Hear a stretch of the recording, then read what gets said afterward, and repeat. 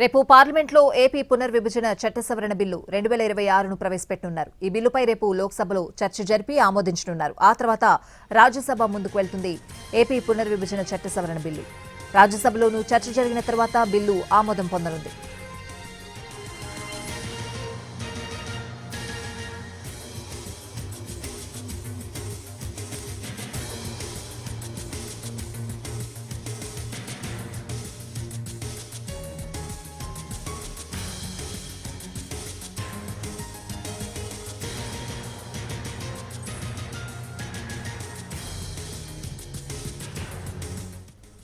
రేపు పార్లమెంట్లో ఏపీ పునర్విభజన చట్ట సవరణ బిల్లు 2026ను ప్రవేశపెట్టనున్నారు. ఈ బిల్లుపై రేపు లోక్సభలో చర్చ జరిపి ఆమోదించనున్నారు. ఆ తర్వాత రాజ్యసభ ముందుకు వెళ్తుంది ఏపీ పునర్విభజన చట్ట సవరణ బిల్లు.